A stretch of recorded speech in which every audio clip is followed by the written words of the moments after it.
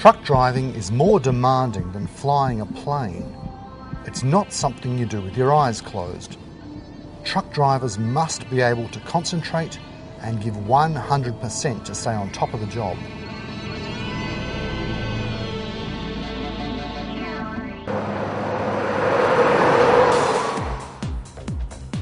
Suppliers are controlling costs by keeping stock to a minimum and using our trucks as mobile warehouses. Tight schedules mean many drivers are operating on less sleep than they should. Even a small daily sleep loss increases the risk of a crash. It slows your reactions and affects your judgment. You forget things. You don't get the rest at home because you've got to do something. Like this week I'm meant to be building retaining walls. You can't sort of shut off what you have to do at home because then your wife gets upset with you and that's how the argument starts. Driver fatigue is now a recognised hazard for the road transport industry. And so management, controllers and drivers share the responsibility for getting on top of this problem. You feel okay with what's going on? You doing your pickups and your deliveries all right as well? Yeah. The key to beating fatigue is planning ahead. Preventing it will allow drivers to feel better and be more alert on and off the job. The whole industry stands to gain from the productivity of alert drivers. As I work for myself and we try and plan our trip ahead, I just pull up if I want an hour of sleep at lunchtime, I go to bed for an hour. It's just the way the body works for me. I get to about lunchtime and then I don't get tired as I'm about to run off the road. It's just because I know I've planned my trip and I don't have to be there at a certain time and I've got time for an hour and a half, 2 hours sometimes. I just pull up and might read a magazine for 10 minutes and then lie down for an hour and a half.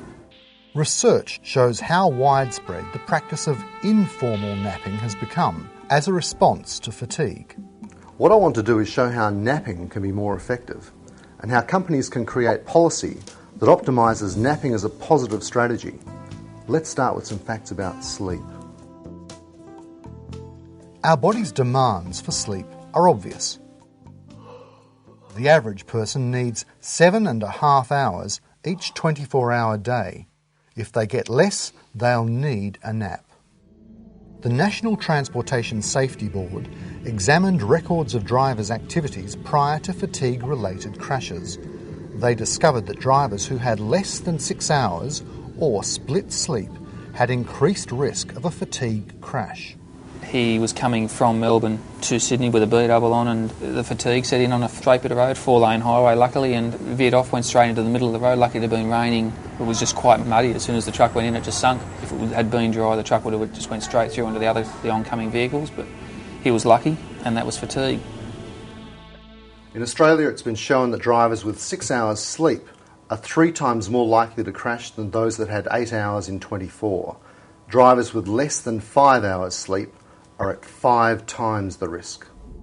If you've only had 6 hours sleep, you increase the risk of slipping into a brief micro-sleep at the wheel. People do take things to help them with their fatigue, which is only delaying the onset of the tiredness anyway. So when they do get tired, they really get, that's when accidents happen because they fall asleep like that. Performance studies show that an 8-hour sleep provides the best level of alertness. Comparisons with other known risk factors like alcohol reveal that we are put more at risk by lack of sleep than we are from being 0.05.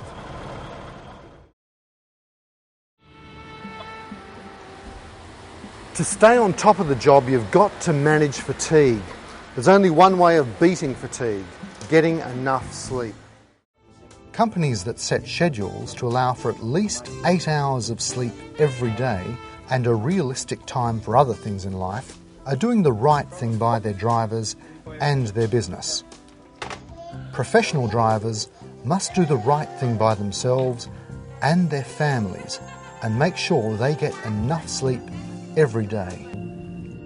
Sleep loss on one day adds to any shortfall on the next to form a sleep debt. This growing debt can only be overcome by a good sleep. Get in on a Saturday morning or a Friday night and You go to bed, you have your 7 hours sleep, you wake up, have your cereal, and then all of a sudden you're back in bed for another 6 hours, you know. Just like taking a loan from a bank, the more you borrow, the more you have to pay back, and the harder it becomes. Napping is a small deposit with a big bonus. Like making a repayment against a loan, napping stops things getting out of control. To be safe on the road, you'll need to nap to make up any lost sleep. Guys, when you finished off this little bit here, just put a bit of packing down between the gates. If you can tie it all down. So I'm going to go at my truck and have an hour, okay? All right then, I'll see you in an hour.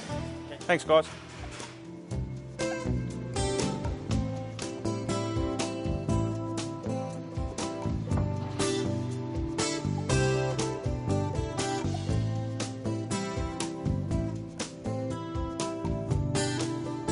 We all have a minimum requirement for sleep, and if we don't get it, we are less safe on the roads. Accumulating sleep loss is a debt that must be repaid. Naps can help keep you going in the face of lost sleep and prepare you for extended operations by maintaining alertness. The amount of sleep you're getting is only part of the story. How and when you get your sleep really matters. Our bodies run on a biological cycle of just over 24 hours. This body clock is linked to the cycle of night and day. Night drivers know about the 2 a.m. to 6 a.m. low in the cycle. Your temperature drops, digestion slows, hormones change, and alertness drops. Even if you've slept during the day, you will still feel your body functions gear down during the critical early morning hours. There is a mid-afternoon drop in alertness during the siesta time between 2 and 4 p.m. Crash statistics go up during these two major lulls.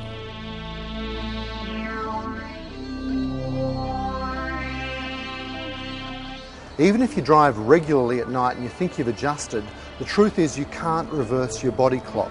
There's no getting away from these daily cycles. The trick is to work with your body clock. Use these natural lows to help you get to sleep, or time naps to ward off lulls when you have to drive during these times. Under normal circumstances, the long sleep during the night cycle can act as an anchor to stabilise your body clock. Studies suggest that the best sleep pattern is a period of sleep longer than 6 hours, which includes the early morning hours.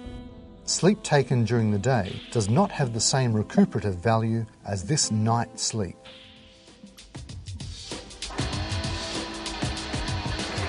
Now combine what we know about sleep cycles with the issue of how much sleep we have on board.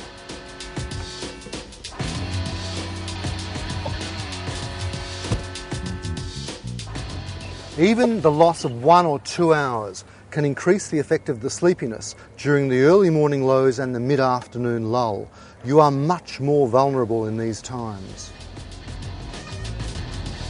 The combined effect of lower quality day sleep and having to work through the early morning hours compounds the problem for long-haul drivers. If this daytime sleep is also interrupted, this further multiplies the risks.